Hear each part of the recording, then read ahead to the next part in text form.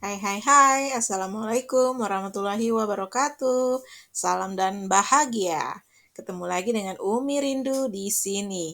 Kali ini Umi akan mengajak anak-anak sekalian, mengajak Rindu, mengajak semua siswa-siswa yang sedang belajar materi ini untuk sama-sama berdiskusi. Ya, kali ini kita akan berbicara tentang atau kita akan membahas tentang perubahan wujud benda. Ya, jadi for your information ya, Umi bukan guru IPAS atau bukan guru SD juga. Umi ini sebenarnya guru bahasa Inggris.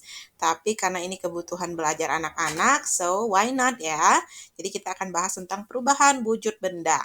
Ini adalah materi IPAS kelas 4 SD atau fase B. Simak terus ya videonya sampai akhir.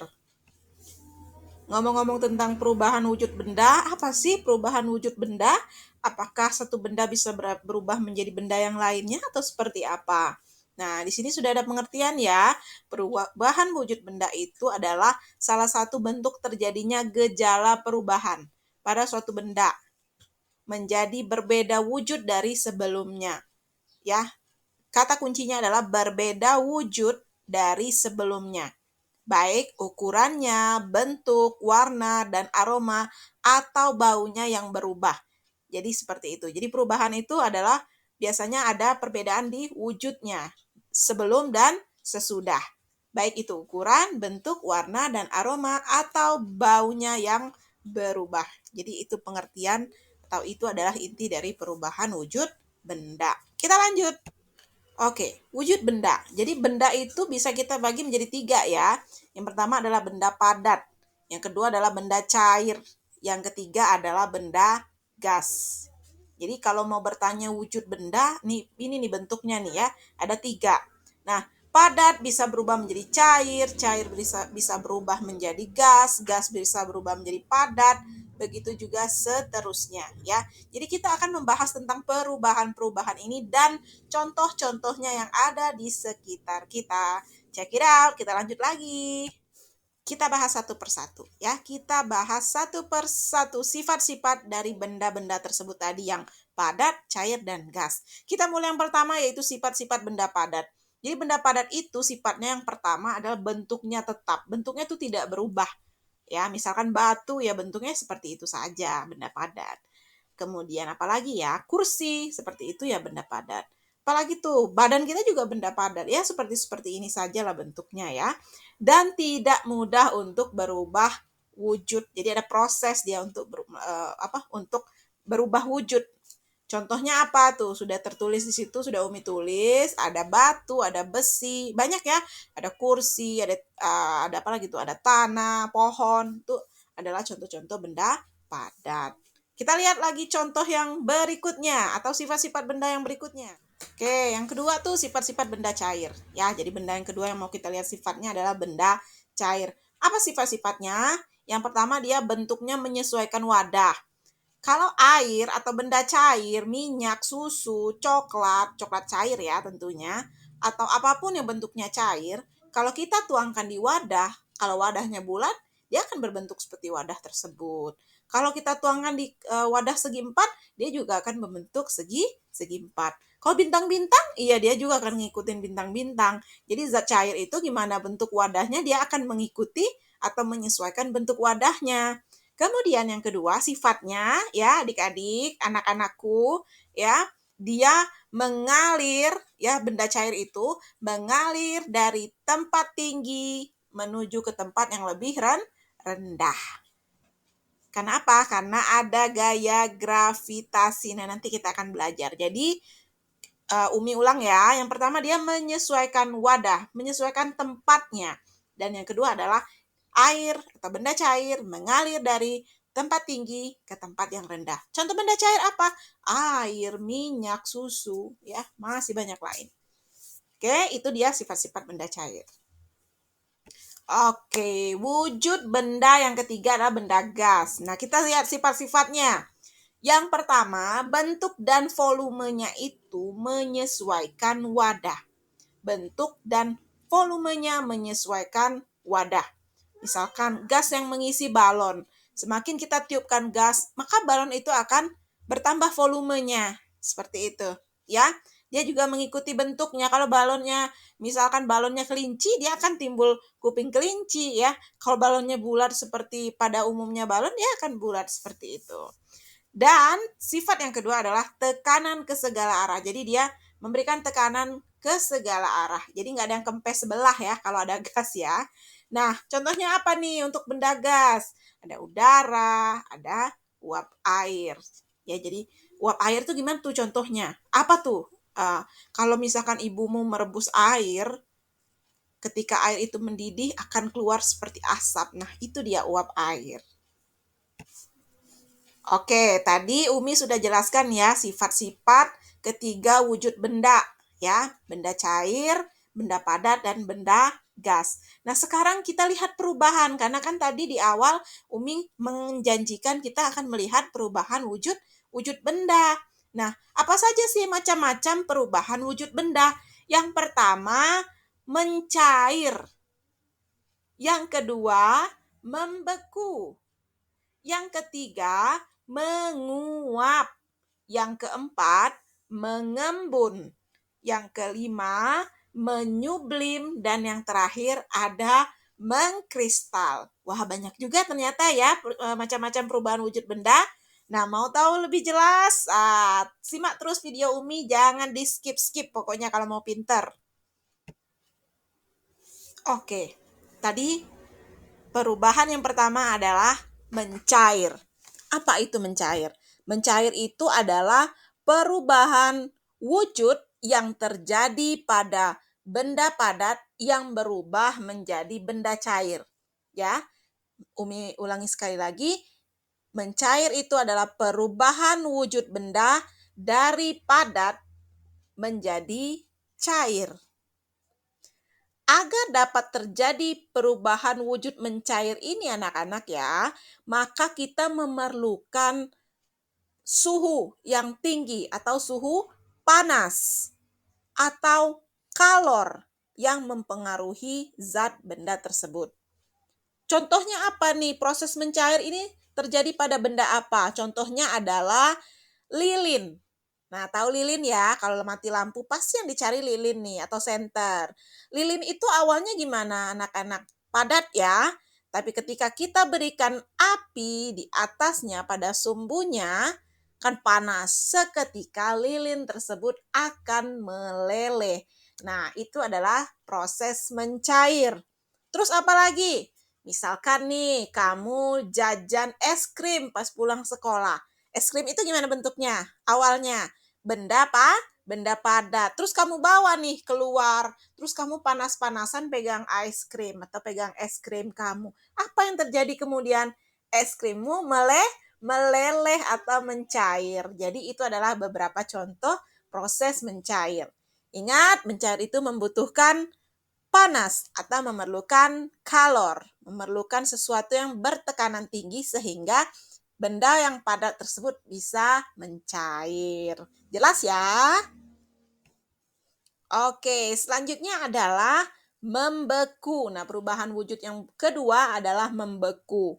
Membeku ini adalah perubahan wujud dari benda cair menjadi benda padat. Atau bisa Umi katakan bahwa membeku ini kebalikan dari mencair. Kalau membeku ini tidak butuh panas, tapi butuh yang tekanannya rendah atau butuh yang dingin-dingin. Kalau tadi mencair butuhnya yang panas-panas. Ketika di sini kita butuh yang dingin-dingin. Contohnya apa? Kalau misalkan pas bulan puasa, sebelum bikin es cendol, kamu akan minta tolong, misalkan Umi tolong bikinkan es batu. Gimana cara bikin es batu? Air dari ceret atau dari teko kita masukkan ke dalam plastik. Nah, air tadi adalah benda cair. Terus kita ikat, kita masukkan ke kulkas yang suhunya dingin. Apa yang terjadi kemudian? Air tersebut akan membeku. Nah, itu contohnya ya.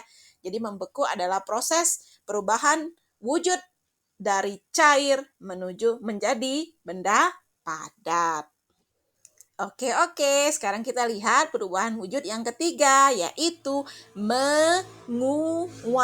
Nah, sebelumnya Umi minta maaf ya anak-anak ya kalau ada suara war-wur, suara motor ya, karena memang tempat Umi merekam ini nggak jauh dari jalan, cuman beberapa ratus meter dari jalan ya, tapi masih kedengaran jelas ya suara Umi ya. Oke, menguap. Jadi menguap itu adalah perubahan wujud dari benda cair menjadi gas. Ya, dari benda cair menjadi benda gas atau zat gas.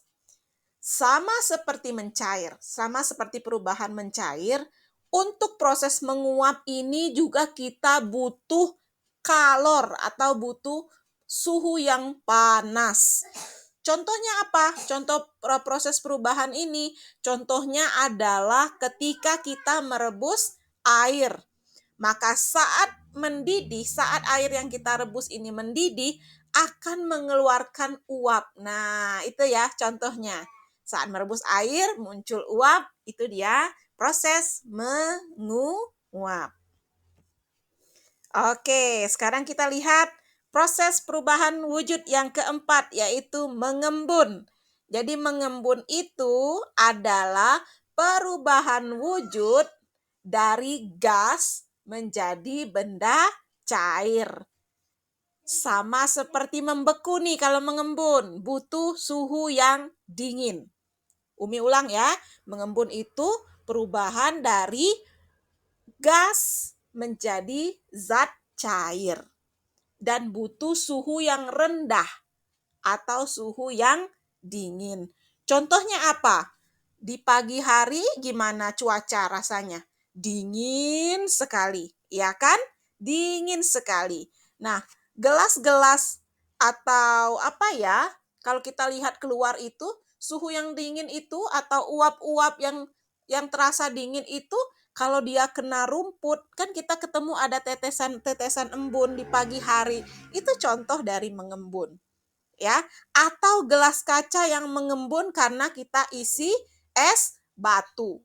Itu adalah contohnya. Jadi kamu masukkan es batu ke dalam gelas, tidak lama kemudian ya suhu dingin dari es batu tersebut akan membentuk air, bulir-bulir air. Nah, itu adalah contoh dari proses perubahan mengembun. Oke, perubahan wujud berikutnya ada menyublim. Jadi menyublim ini adalah perubahan wujud gas, kok perubahan wujud gas sih? Perubahan wujud benda dari benda padat menjadi gas.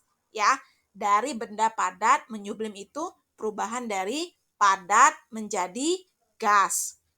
Nah, berubahnya padat menjadi gas ini membutuhkan suhu panas atau membutuhkan kalor.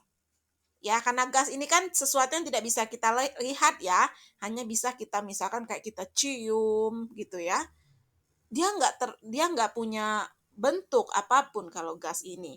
Misalkan contoh dari menyublim ini adalah untuk mencegah kecoa di kamar mandi, biasanya ibu kita menggantung kapur barus. Nah, kapur barus itu kan bentuknya padat ya. Semakin lama kapur barus yang kita taruh atau benda padat yang kita taruh ini akan semakin mengecil. Kok mengecil? Karena dia mengalami proses menyublim. Jadi kapur barus itu lama-kelamaan dia menjadi gas. Itu contohnya. Oke, yang terakhir nih ya. Setelah ada mencair, membeku, apalagi tadi? Ada menguap, ada mengembun, ada menyublim, dan yang terakhir ada mengkristal. Mengkristal itu adalah perubahan wujud benda dari gas menjadi benda padat. Contohnya apa? Suhu dingin di kutub itu bisa menjadi salju. Bisa menyebabkan munculnya salju. Itu contoh dari mengkristal. Oke, gimana anak-anak? Ya, sudah cukup jelas ya perubahan dari wujud benda. Untuk wujud benda sendiri ada 3, ada benda padat, benda cair, dan benda gas. Sedangkan proses perubahannya sendiri itu ada 6. ada mencair, ada membeku, ada menguap, mengembun, menyublim, dan ada mengkristal. Oke. Khusus untuk materi kali ini, Umi akan kasih kamu latihan ya. Jadi simak baik-baik. Gimana? Udah siap belum? Oke, Umi hitung sampai 3 ya. 1, 2, 3. Let's go, kita mulai. Soal yang pertama, ini contoh ya, Umi kasih contoh dulu. Zat yang memiliki bentuk dan volume tetap disebut dengan apa? A. Cair, B. Gas, C. Padat, D. Plasma. Ayo pikirkan jawabannya. Tek, tek, tek, tek. Oke, waktunya habis. Oke ya, waktunya habis. Jawabannya adalah C, yaitu padat. Jadi yang memiliki bentuk dan volume tetap itu kita sebut dengan benda padat. Oke, kita simak pertanyaan pertama. Air yang dimasukkan ke dalam freezer akan berubah menjadi A. Uap, B.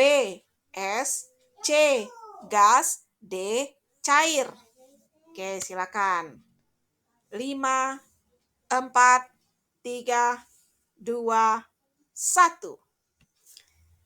Iya, jawabannya B, es. Jadi air yang kita masukkan ke dalam freezer atau kita masukkan ke lemari es itu akan berubah menjadi es. Soal yang kedua. Proses perubahan dari cair menjadi gas. Dari cair menjadi gas kita sebut A. Membeku, B. Mencair, C. Mengembun, atau D. Menguap. 5, 4, 3, 2, 1.